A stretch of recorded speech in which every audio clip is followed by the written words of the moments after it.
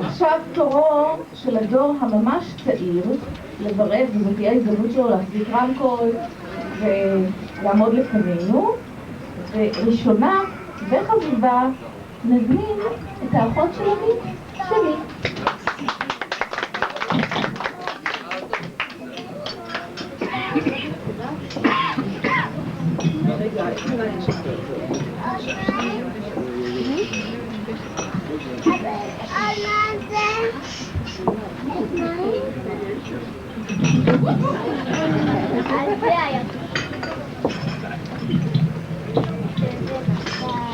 שני, שני, שני, שני.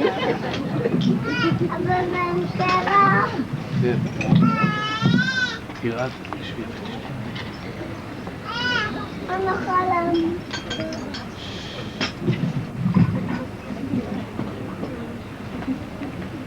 שתיים.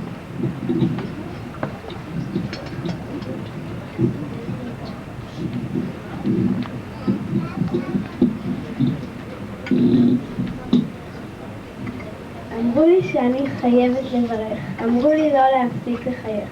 אמרו לי שאני צריכה לברך את אחי, אפילו שכרגע הוא לא אחי. אז למרות שאנו רבים לעתים קרובות, אמנה לפניכם את מעלותיו הטובות. אז תדעו שהוא חכם ומקובל בחברה, תלמיד טוב, בתעודה יש הוכחה. רוב היום הוא למחשב לשחק, בכדורגל ובכדורסל מתאמן ללא הפסק.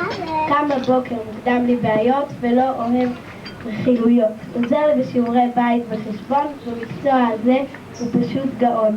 מספרים ששיחקנו יפה בגיל קטן, אבל זה היה ממש מזמן. האמת שהוא אך טוב ליעיד וליואב, אבל איתי הוא בכלל לא מסתדר עכשיו. מבוגרים טוענים שזה מצב חולק, שבגיל הזה כל אחד ציפורניים שולט. ועוד כמה שנים שרק קצת נגדל לא נזכור את היריבות בינינו בכלל. נהיה אחים אוהבים תמיד, כי משפחה זו משפחה, אין מה להגיד. מזל טוב לך עמית.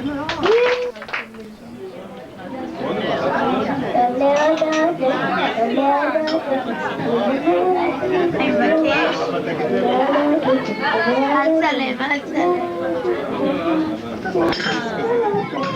מבקש. בואי ירוק על ירוק על ירוק.